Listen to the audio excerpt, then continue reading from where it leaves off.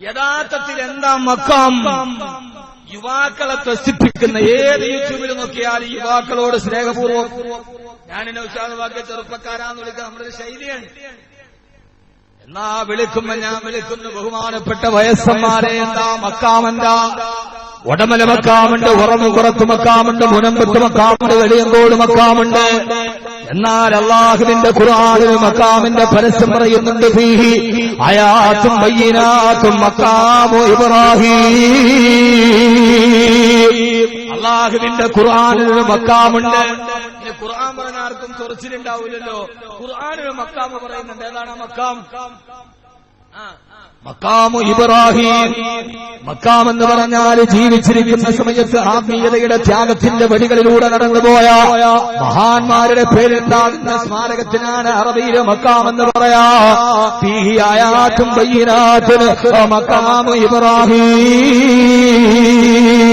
ആ കഅബാലയത്തിന്റെ ചുറ്റുഭാഗത്ത് വിശുദ്ധമായ കറുത്ത തുണി കൊണ്ട് മൂടിക്കിടക്കുന്ന കഅബാലയമേ, കറുത്ത സുന്ദരിയേ കഅബാലയമേ. ആ കഅബാലയത്തിന്റെ ഭാഗത്തൊരു വലിയ ഒരു സ്ഫടികത്തിന്റെ ഉള്ളിലെ ഗ്ലാസ് കൂടിന്റെ ഉള്ളിൽ ചെറിയൊരു കല്ലിരിക്കുന്നുണ്ട്. ആ കല്ലിന്റെ പേരാണ് മക്കാമു ഇബ്രാഹീം. 80 വയസ്സ് കഴിഞ്ഞ 90നോടടുത്ത് മഹാനായ ഇബ്രാഹിം നബിയുടെ മധ്യവയോധികൾ അല്ലാഹുവിന്റെ നിർദ്ദേശപ്രകാരം കഅബാലയം നിർമ്മിക്കുമ്പോ കഅബാലയത്തിന് കല്ലുകൾ വെച്ച് ഒരാൾ പക്കത്തിന്റെ മുകളിലേക്ക് എത്തുമ്പോ ബഹുമാനപ്പെട്ട ഇബ്രാഹിം നബിക്ക് കല്ലെടുത്തിട്ട് മേലോട്ട് പൊന്തിക്കാൻ കഴിയുന്നില്ല. അന്ന് ലിഫ്റ്റുകളോ എസ്കലേറ്ററോ ഇല്ല. പ്രിയപ്പെട്ട പൊന്നുമോൻ ഇസ്മായിൽ തലയിൽ ചുമന്നു കൊണ്ടുവന്നൊരു കല്ലെടുത്ത് താഴെയിട്ടിട്ട് ആ കല്ലിൽ ചവിട്ടി നിന്നു മഹാനായ ഇബ്രാഹിം നബി അലൈഹി സ്വലാത്തു വസ്സലാം. ആ കല്ലിൽ ചവിട്ടി നിന്നിട്ട് കഅബാലയത്തിന്റെ കല്ല് വെച്ചപ്പോ ചരിത്രത്തിൽ കാണാം, വലതുഭാഗത്ത് കല്ല് വെക്കാൻ പോകുമ്പോ താഴെ ചവിട്ടി വെച്ചിരിക്കുന്ന കല്ല് വലതുഭാഗത്തേക്ക് താനേ നീങ്ങും. ഈ ഇടതുഭാഗത്തേക്ക് കല്ല് വെക്കാൻ പോകുമ്പോ ലിഫ്റ്റ് പോലെ എസ്കലേറ്റർ പോലെ ഇടതുഭാഗത്തേക്ക് സ്വന്തമായി നീങ്ങും. മുകളിലേക്ക് വെക്കാൻ പോകുമ്പോ ഈ കല്ല് മുകളിലേക്ക് താഴെ കൊണ്ടും. കഅബാലയം 90ാമത്തെ വയസ്സിൽ അല്ലാഹുവിന് വേണ്ടി പള്ളി നിർമ്മിക്കാൻ ഇറങ്ങിയ മഹാനായ ഇബ്രാഹിം നബി കാല് ചവിട്ടി നിന്ന കല്ലിന്റെ പേരാണ് മക്കാമു ഇബ്രാഹീം. ഇബ്രാഹിം നബിയുടെ കാൽപാദം ആ കല്ലിലങ്ങനെ പതിഞ്ഞു കിടന്നിട്ടുണ്ട്.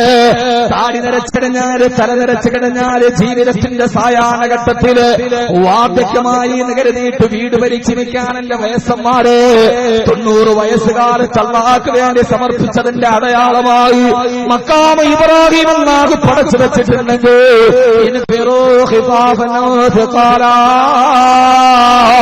നിങ്ങൾ വൃദ്ധനാകട്ടെ യുവാകട്ടെ, നിങ്ങൾക്ക് കനമുണ്ടാകട്ടെ ഇല്ലാതിരിക്കട്ടെ, അല്ലാഹുവിന്റെ യുദ്ധത്തിന് വേണ്ടി ഇറങ്ങാൻ പറഞ്ഞപ്പോ മഹാനായ അബൂ തൽഹ റളിയല്ലാഹു അൻഹു ചാടിയെടുത്ത് എന്നിട്ട് മക്കളോട് പറഞ്ഞു, മക്കളെ ജഗ്സൂനി,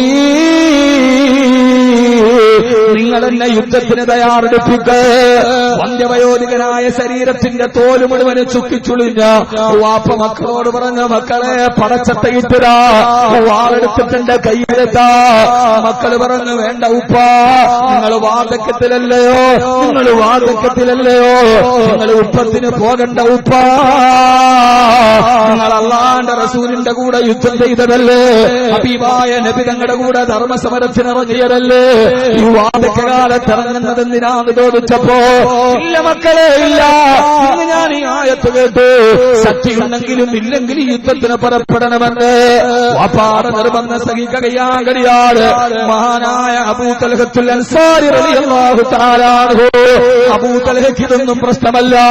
കാരണമെന്നറിയൂ, അബൂ തൽഹ റളിയല്ലാഹു അൻഹുവിന്റെ ചരിത്രം നിങ്ങൾ കേട്ടിട്ടുണ്ടാകും.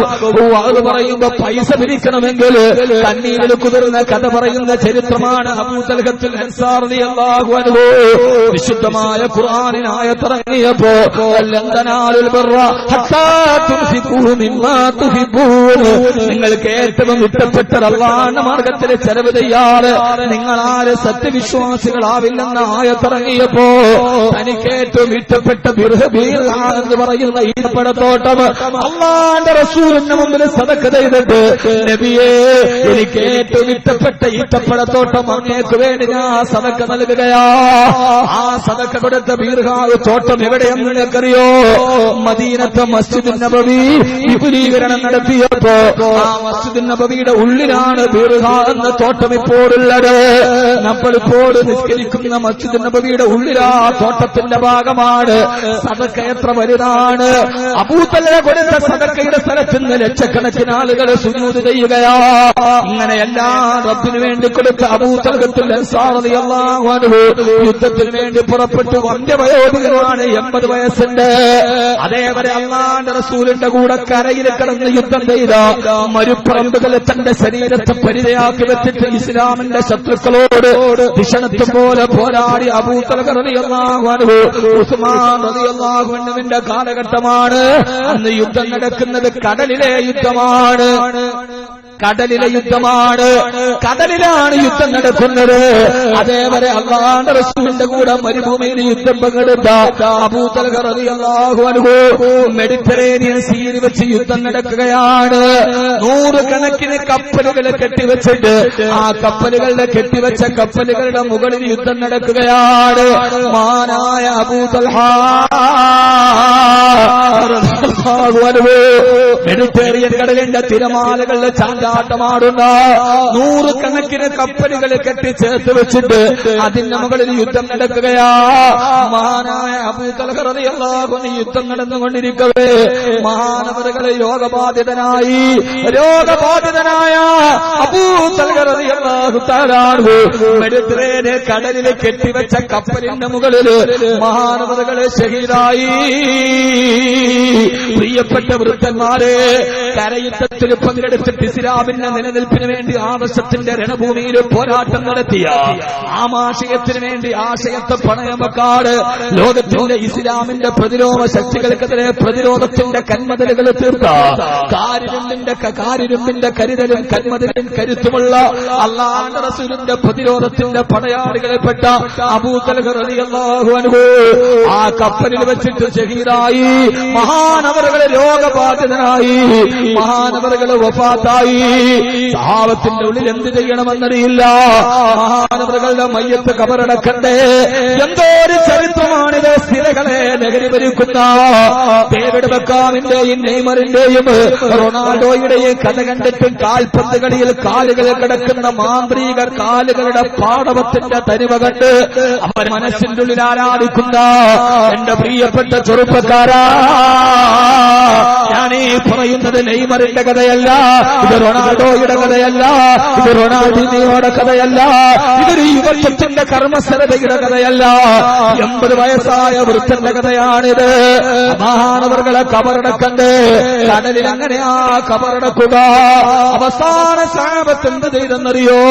100 കണക്കിന് കപ്പലുകളെ കെട്ടിവെച്ചതിൽ നിന്ന് ഒരു കപ്പലിന്റെ കെട്ടുവേർപ്പെടുത്തി മഹാനവറുകളുടെ മയ്യത്തെടുത്തിട്ട് കപ്പലിലേക്ക് വെച്ച് ആ കപ്പലിൽ കൊണ്ട് മെഡിറ്ററേനിയൻ കടലിലൂടെ നീടാൻ തുടങ്ങി, തുറയാൻ തുടങ്ങി. കടലിന്റെ ഉള്ളിൽ ഏതെങ്കിലും ദ്വീപുണ്ടെങ്കിൽ മെഡിറ്ററേനിയൻ കടലുകളിലെ ദ്വീപുകളുണ്ടല്ലോ, ഏതെങ്കിലും കരയുള്ള ദ്വീപ് കണ്ടെടുത്തി അവിടെ കൊണ്ടുപോയി കബറെടുത്ത് കഫൻ ചെയ്യാൻ ആ കപ്പലും കൊണ്ട് കടന്നുപോയി. ഏതാണ്ട് 10 ദിവസത്തോളം ആ മയ്യത്തുമായി കടലിലൂടെ കറങ്ങി നടക്കുകയാ. ഈ പ്രസംഗമെടുത്തിട്ട് ആർക്കെങ്കിലും മനസ്സിലാവുന്നില്ലെങ്കിൽ, നാളെ ടോളന്മാർക്കോ യുക്തിവാദികൾക്കോ മനസ്സിലാവുന്നില്ലെങ്കിൽ, 10 ദിവസം ഒരു മനുഷ്യന്റെ ഡെഡ് ബോഡി എങ്ങനെയാണ് കേടില്ലാതെ കപ്പലിരിക്കുന്നതെന്ന് ചോദിച്ചാൽ ഇത് ഇസ്ലാമിന്റെ ആദർശത്തിന്റെ പ്രസംഗമാണ്. ഇത് പുലുവരിക്കപ്പെടുന്ന വികലമായ വിശ്വാസത്തിന്റെ പരിസംപ്രേഷണമല്ല. അല്ലാഹുവിന്റെ റസൂലിന്റെ പ്രിയപ്പെട്ട സഹാബ 10 ദിവസത്തോളം മയ്യത്ത് കടലിലൂടെ കൊണ്ടു നടന്നിട്ടും വകാന യഖ്റുജു മിൻ റിഹിഹി, ആളുകളുടെ ശരീരത്തിൽ നിന്ന് സുഗന്ധം വരുമായിരുന്നു അത്രേ. ആ ശരീരത്തിനൊരു കേടുമില്ലായിട്ടില്ല. ആ ശരീരം അങ്ങനെ തന്നെ വകാന നായിമാ. ചരിത്രത്തിൽ കാണാം, ഉറങ്ങിക്കിടക്കുന്നവനെ പോലെ മഹാനവറുകൾ മരിച്ചു കിടക്കുകയാ. അവസാനം ഒരു ദ്വീപ് കണ്ടെത്തി. ആ ദ്വീപിൽ കൊണ്ടുപോയി കബറടക്കിയിട്ട് മഹാനവറുകളെ കബറടക്കി. ചരിത്രത്തിൽ അബൂതൽഹ റളിയല്ലാഹു അൻഹുവിനെ കബറടക്കിയ ദ്വീപ് പിന്നീടെന്ന് ആർക്കും അറിയില്ല. സഹാബത്ത് അവിടെ എഴുതി വെച്ചിട്ടുമില്ല, അതവിടെ രേഖപ്പെടുത്തിയിട്ടുമില്ല. 80 വയസ്സിന്റെ വാർദ്ധക്യത്തിന്റെ ജീവിതത്തിന്റെ ആയുസ്സിന്റെ അവസാന ഘട്ടത്തിൽ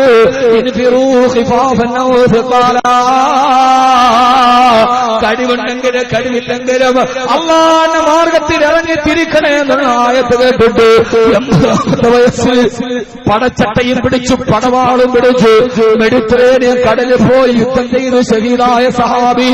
ആ സഹാബിയുടെ ഖബർ എവിടെയാണെന്നും അറിയില്ല, എവിടെയാണ് അബൂ തൽഹത്തുൽ അൻസാരി റളിയല്ലാഹു അൻഹുവിനെ ഖബറടക്കിയത് അറിയില്ല. പക്ഷേ നാളെ പരലോകം വരുമ്പോ